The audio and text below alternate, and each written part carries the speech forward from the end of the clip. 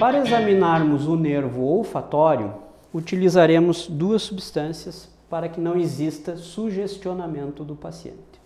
Utilizaremos álcool e utilizaremos café.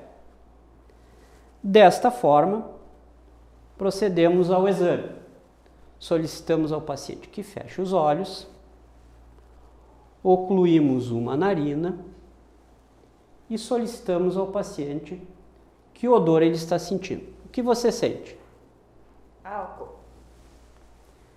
E da mesma forma, com a outra narina, alternando as substâncias. O que você sente? Café. O exame do nervo óptico, segundo o par craniano, ele consiste em 3 etapas. No exame do fundo de olho, com oftalmoscópio, no exame do campo visual e no exame da acuidade visual. Para examinarmos o fundo de olho, obrigatoriamente utilizaremos o oftalmoscópio. Para examinar o olho direito do paciente, eu vou empunhar o oftalmoscópio com a mão direita e vou utilizar o meu olho direito. Apoio a minha mão esquerda sobre a cabeça do paciente e me aproximo pelo lado direito do paciente à busca da papila óptica e examinando as artérias e veias retinianas. Da mesma forma, do lado esquerdo, eu empunho o oftalmoscópio com a minha mão esquerda e utilizo o meu olho esquerdo para examinar o paciente. O exame dos campos visuais é feito comparando o campo visual do examinador com a do paciente. O examinador se coloca ao nível dos olhos do paciente e solicita ao paciente que oclua um dos olhos. E o examinador vai ocluir também um dos seus olhos, de forma que o examinador vai colocar a sua mão a uma equidistância do nariz do paciente ao nariz do examinador e vai testar os campos visuais do paciente com o dedo parado e mexendo e pedindo para que o paciente mantenha o olhar fixo na ponta do nariz do examinador. Então, desta forma, a gente testa os campos temporais e nasais nos seus quadrantes superiores e inferiores. O dedo está parado ou mexendo? Parado. Parado ou mexendo? Mexendo. Parado ou mexendo? Mexendo. Parado ou mexendo? Mexendo. Parado ou mexendo? Parado. Parado ou mexendo? Mexendo. É importante que o dedo fique a uma equidistância entre o nariz do paciente e o nariz do examinador, porque se o dedo estiver mais próximo da cabeça do examinador, favorecerá o campo visual do paciente e vice-versa. O dedo parado ou mexendo? Parado. Parado ou mexendo? Mexendo. Parado ou mexendo? Mexendo. Parado ou mexendo? Parado. Parado ou mexendo? Mexendo. Para o exame da acuidade visual, utilizaremos a escala de Snellen. Em um paciente com acuidade visual normal, ele será capaz de identificar letras ou números colocados na linha de número 8 a uma distância de 20 pés. Ou seja, esta paciente foi colocada a 20 pés de distância ou 6 metros e 10 de distância. Desta forma, testamos de olho a olho. Então, solicitamos que a paciente oclua um dos olhos e testamos letra a letra. Qual a primeira letra? D. Esta. T. Esta. F. Esta. O. Agora, oclua o outro olho. Esta letra. E. Esta. C. Esta. L. Esta. B. Agora examinaremos os nervos óculo-motor troclear e abducente. O nervo troclear, ele inerva o músculo oblíquo superior, cuja ação é aduzir os olhos e rodar para baixo. O nervo abducente inerva os músculos retolaterais, que são responsáveis pela abdução dos olhos. E o nervo oculomotor, todos os outros músculos extrínsecos dos olhos e, inclusive, porção visceral, responsável pelo reflexo fotomotor direto. Bom, iniciamos pedindo que o paciente siga um objeto e observamos a movimentação ocular extrínseca e depois na ponta do nariz. Finalizamos observando a presença ou não de ptose e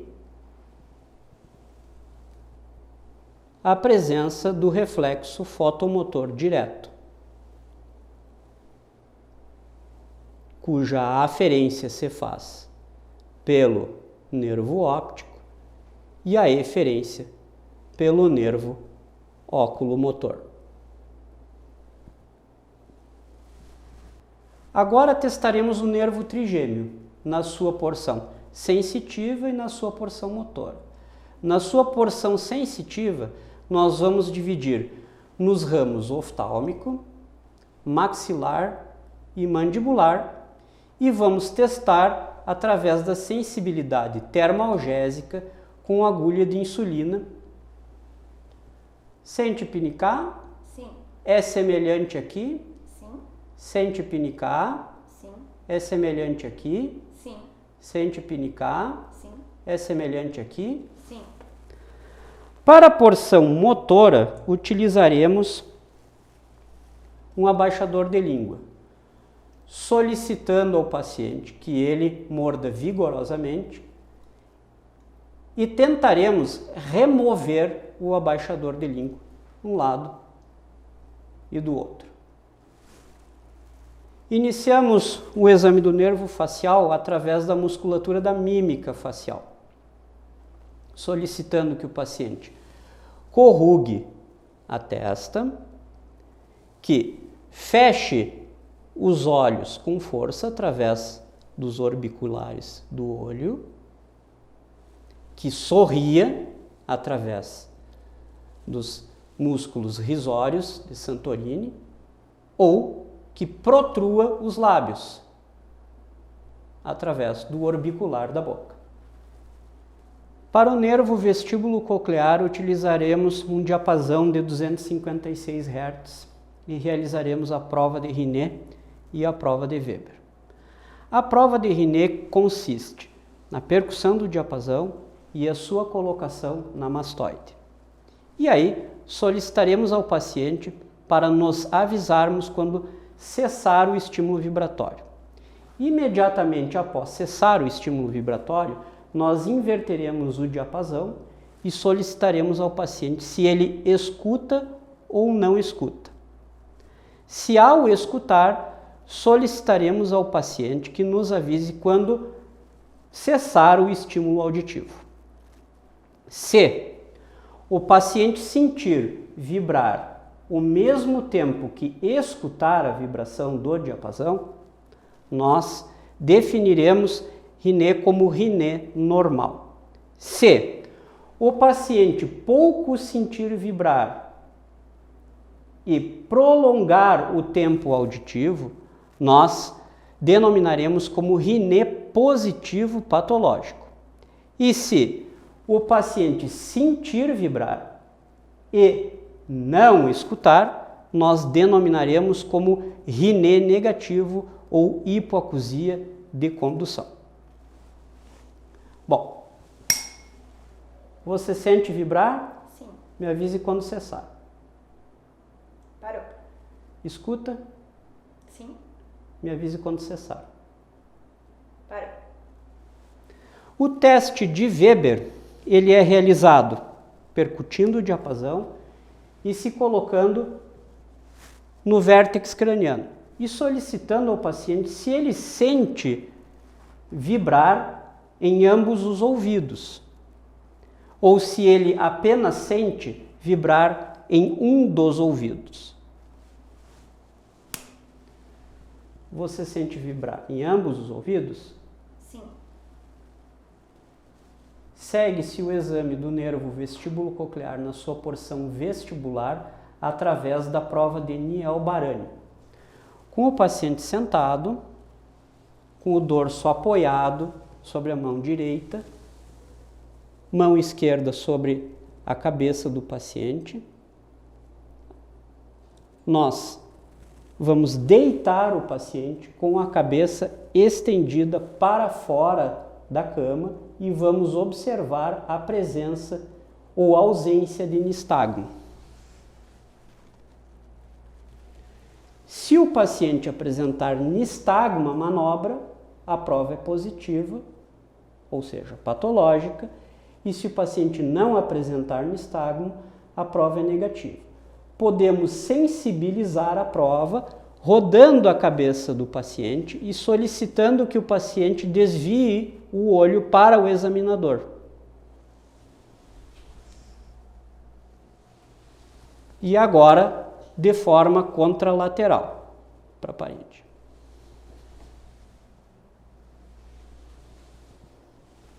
O exame do nervo vago é realizado através da laringoscopia indireta. E o exame do nervo acessório, que inerva a musculatura da faringe, da laringe, o esternocleidomastoideu e os trapézios, a gente examina através dos dois últimos. Então, testaremos os músculos esternocleidomastoideus, solicitando que o paciente rode o pescoço contra resistência. Rode. De forma do lado contralateral. E que eleve os ombros contra a resistência, analisando os músculos trapézio. O exame do nervo glossofaríngeo, nós observaremos os véus palatinos, solicitando que o paciente abra a boca e observando os véus palatinos na posição neutra e a posição da úvula. E logo após solicitando para que o paciente contraia os véus palatinos dizendo A, diga A. O nervo hipoglosso examinaremos através da musculatura intrínseca da língua, solicitando que o paciente abra a boca e assim observaremos a língua em posição neutra, se existem desvios ou não, ou principalmente fasciculações, que são comuns nas doenças de primeiro neurônio. Logo após, solicitamos ao paciente que protrua a língua para fora, observando se existem desvios ou não, e depois que o paciente faça movimento contra a resistência, comparando um lado com o outro.